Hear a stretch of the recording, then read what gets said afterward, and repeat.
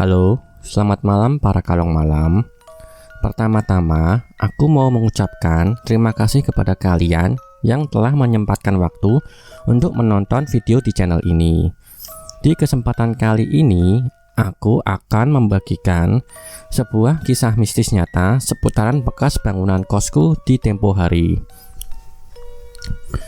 Ngomongin soal cerita horor, lengkap dengan sensasinya yang bikin merinding.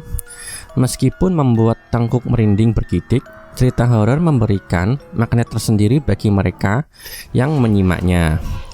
Sensasi tegang ketika membaca dan menonton video horor menimbulkan rasa tegang, takut, penasaran yang bercampur menjadi satu. Apalagi jika cerita tersebut bukan cerita fiksi, namun berdasarkan kisah nyata yang dialami seseorang. Sesuai dengan tujuan channel kami yang hanya menyajikan cerita nyata yang dialami narasumber tanpa dilebih-lebihkan.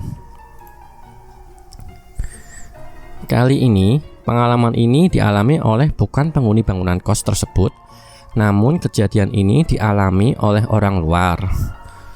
Biarlah aku menceritakan kepada kalian kesaksian orang ini. Ini cerita dari satpam komplek, terus satpam ini ngegosip ke mas penjaga kosnya. Nah, si masnya ini cerita ke narasumber channel ini. Ya udah, aku terusin cerita ini ke kalian deh. Ini secara nggak langsung aku juga menyebarkan gosip ke kalian ini. Tapi gosip horor, bukan gosip artis. Kalau kejadian ini sebenarnya udah lama banget, mungkin 3,5 tahun lalu. Saat rumah kos ini masih masa konstruksi renovasi. Narasumber cuma dapat info di sekilas dari penjaga kosnya. Jadi aku ceritain kurang lebih berdasarkan informasi yang diperoleh narasumber, namun secara garis besarnya masih sesuai dengan kesaksian si saksi mata. Jadi pas masa konstruksi sudah mencapai tahap 60% sampai 70%-an lah, di mana dinding bata sudah terpasang tapi belum pasang jendela pintu. Kondisi pembangunan rumah kos untuk tampak muka juga belum selesai 100%. Masih dalam tahap pengecoran balkon dan pemasangan dinding bata. Belum masuk tahap plester semen. Karena ini lingkungan perumahan, jadi kalau pas malam tiba, proses konstruksi berhenti karena takutnya mengganggu tetangga sekitar dan entar malah dikomplain yang dapat menyebabkan di stop proyeknya oleh aparat setempat. Proses pekerjaan konstruksi rumah berhenti jika menjelang maghrib. Para tukang pekerja bangunan ada yang memilih pulang ke kontrakan milik perusahaan kontraktor. Namun ada juga beberapa tukang yang memilih tinggal di bedeng proyek yang terletak di halaman belakang. Malam kala itu sangat sepi dan udara malam terasa menusuk masuk ke tubuh. Nyaris tidak terlihat ada kegiatan di rumah yang belum jadi ini. Para tukang yang memilih tidur di bedeng tidak nampak batang hidungnya. Mungkin mereka lelah dan terlelap dalam buayan alam mimpinya. Kira-kira jam 1:30 malam, jalanan mulai sepi dan lengang.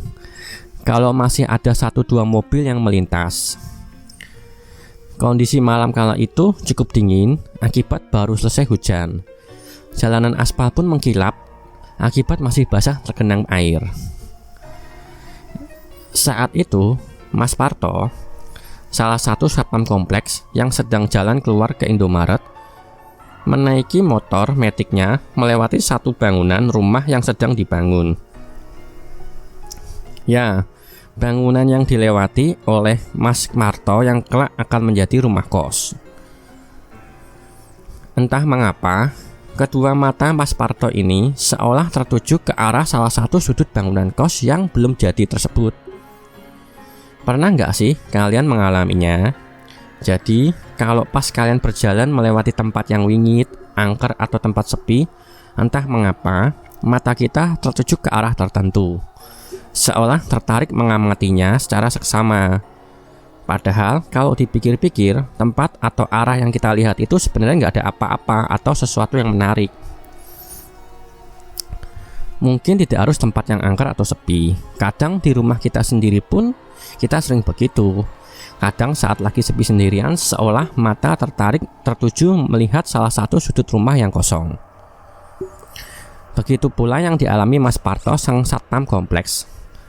Awal mulanya, sembari memacu motor metiknya, bukannya fokus melihat ke arah jalan depan, malah seolah dia tertarik terhadap sesuatu yang ada di bagian depan bangunan ini. Seolah tertarik dengan energi yang ada di salah satu sudut rumah yang menyebabkan dia berhenti tepat di depan sebuah rumah kos yang sedang masa konstruksi tersebut.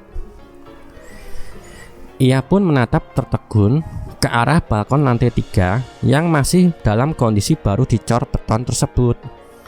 Lama-lama Mas Parto pun berteriak, "Woi, woi, jangan, jangan, astagfirullah, astagfirullah." Sebuah rokok yang baru saja dinyalakan pun tanpa disadarinya telah jatuh dari genggaman bibirnya. Namun kejadian berikutnya malah membuat Mas Parto makin bergidik merinding semua bulu tengkuknya. Konon, menurut pengakuan Mas Parto, pada malam yang sepi itu dia melihat sesosok bayangan hitam yang sedang berdiri di balkon. Setelah ia menajamkan pandangannya, ternyata sesosok wanita serba hitam dari ujung kepala hingga ujung kaki sedang berdiri di atas balkon tersebut. Tak tampak secara jelas wajah wanita tersebut. Bahkan Mas Parto sendiri tidak yakin kalau yang dia lihat itu adalah sosok wanita. Pokoknya dia bilang sosok agak gelap dengan rambut terurai. Makanya disimpulkan mungkin sosok ini berjenis kelamin perempuan. Wanita tersebut berdiri sambil menunduk ke bawah seolah tidak memperhatikan keberadaan Mas Parto. Kemudian tiba-tiba wanita tersebut melompat terjun ke bawah. Hal inilah yang membuat Mas Parto berteriak-teriak seperti orang gila di malam itu.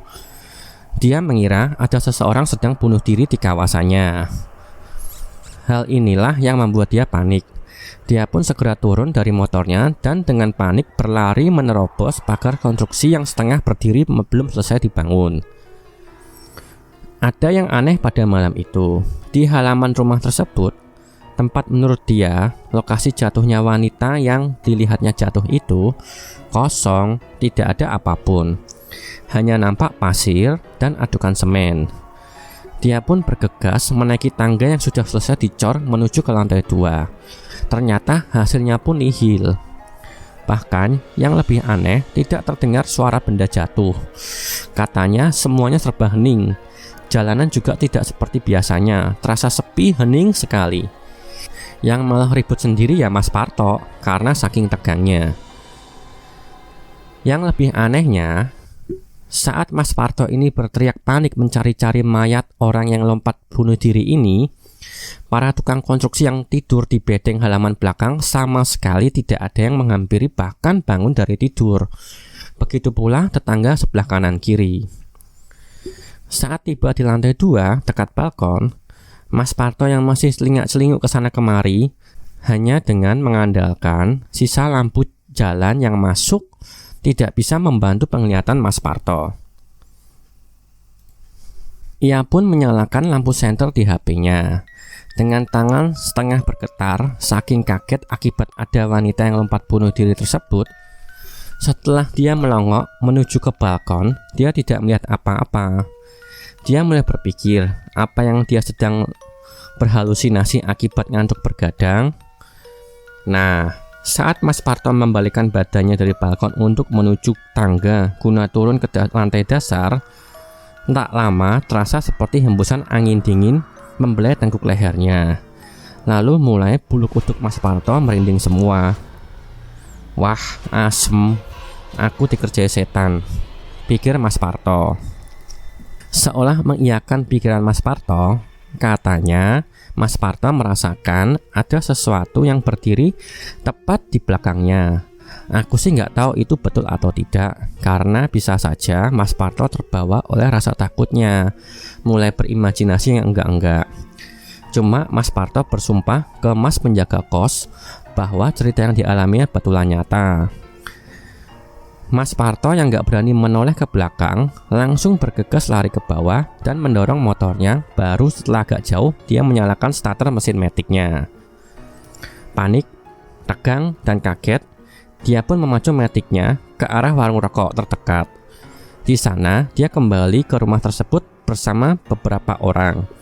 Mereka pun mencari-cari sosok wanita tersebut dan hasilnya nihil. Berdasarkan cerita orang-orang di warung kopi, mungkin Mas Parto ini sedang kesirep pandangannya oleh sosok jin, bukan arwah gentayangan, apalagi arwah bunuh diri. Karena menurut penuturan si pemilik warkop, selama dia buka warung di daerah tersebut sejak tahun 80-an, nggak pernah ada cerita orang bunuh diri apalagi lompat dari loteng rumah. Kedua, mungkin Mas Parto ini secara nggak langsung masuk ke alam mereka. Soalnya saat pas Mas Parto teriak-teriak, tidak ada seorang pun mendengar suara teriakan Mas Parto. Mungkin mau dijadikan penghuni alam mereka kali. Tapi anehnya, beberapa bulan setelah rumah kos ini buka, ada anak perempuan yang ngekos di rumah sebelah persis. Rumah sebelah lebih tinggi dari bangunan kos ini. Ada anak perempuan jatuh bunuh diri dari lantai 4 tempat jemuran, jatuh ke balkon lantai 3 yang konon tempat penampakan hantu bunuh diri ini. Anak perempuan tersebut tidak meninggal, tapi pingsan tergeletak bersimbah darah dengan darah mengucur di dahi sebelah kanan. Ada yang bilang dia stres karena habis diputusin pacarnya.